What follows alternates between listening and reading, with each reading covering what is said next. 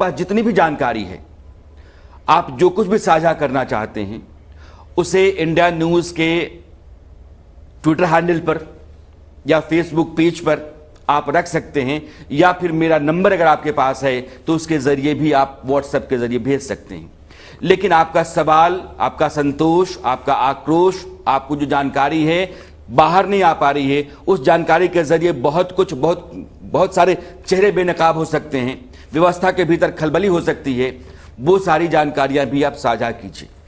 आपका सवाल है तो सवाल भी अपना रखिए, और मैं बार बार कहता हूं कि यह सवाल या तो उसका जवाब मेरे पास है तो मैं दूं, या फिर जिन लोगों तक वो सवाल जाना चाहिए, जहां से आप जवाब की उम्मीद कर रहे हैं, उन लोगों तक वो सवाल मैं पहुंचा पाऊं इस मंच के जरिए, इंडिया न्यूज़ के इस बिहार झारखंड यूट्यूब चैनल के जरिए। कुछ सवाल हो तो बताओ। सर, विष्णुकांत सिंह पूछ रहे हैं कि इतनी बड़ी लापरवाही होने के बावजूद राजनीतिक गलियारों में चुप्पी की क्या वजह है?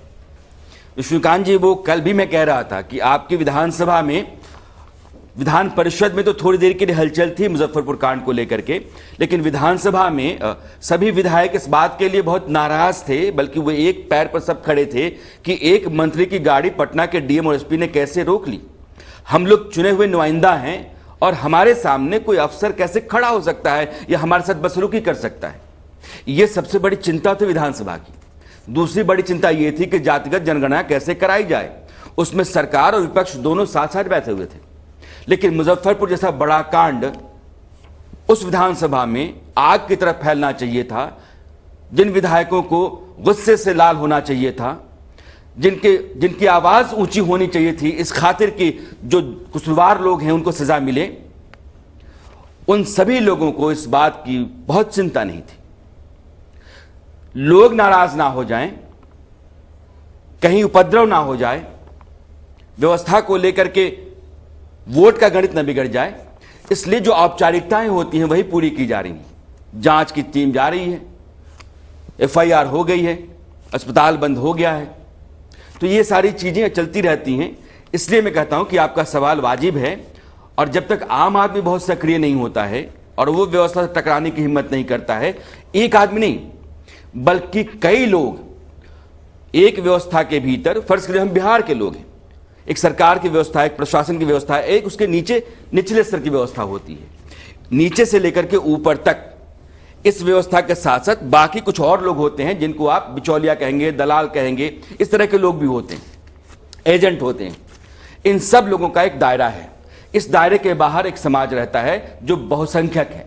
इस दायरे के भीतर जो लोग रहते हैं यही लोग लूटते खाते कमाते हैं। इनको बाहर रहने वाले लोगों से बहुत फर्क नहीं पड़ता है, जब तक बाहर के लोग इस दायरे को तोड़ करके अंदर ना आ जाएं, यानी कि व्यवस्था पर आपका दबाव ना बन जाए, तब तक व्यवस्था हिलती नहीं है। इसलिए सजग समाज में, सक्रिय समाज में व्यवस्था बहुत गैर जिम्मेदार नहीं होती है।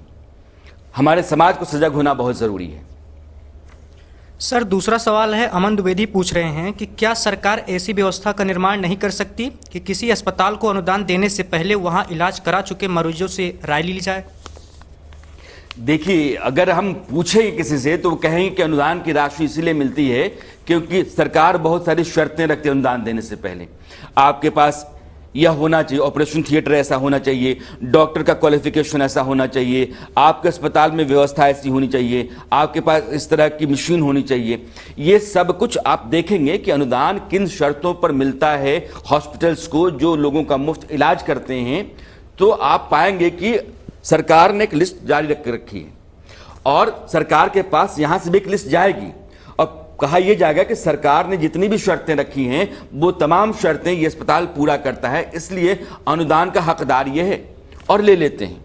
खेल यहां चलता रहता है। इसलिए अगर व्यवहारिक तौर पे आप जाते हैं तो आपको लगेगा कि यह संभव ही नहीं है।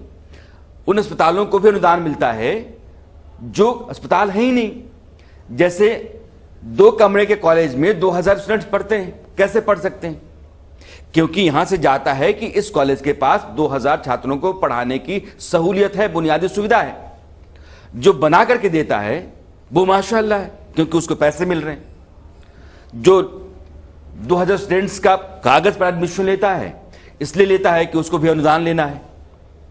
तो अनुदान का खेल जो है, ऊपर जो आदमी अप्रूव करेगा वो भी उस अनुदान का हिस्सा ले लेगा।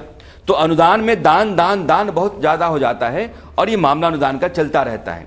इसलिए ये सारी बातें हम लोग कहते तो जरूर हैं, सरकार कहेगी कि ऐसा तो हम करते ही हैं, लेकिन जब मामले आ जाते हैं, ऐसी घटनाएं आ जाती हैं, ऐसे कांड सामने आ जाते हैं, तब पता चलता है कि अरे यार, कहने के लिए सब कुछ है लेकिन होता ऐसा कुछ नहीं है, ये सब साठ गांठ है, सारी साजिशें हैं।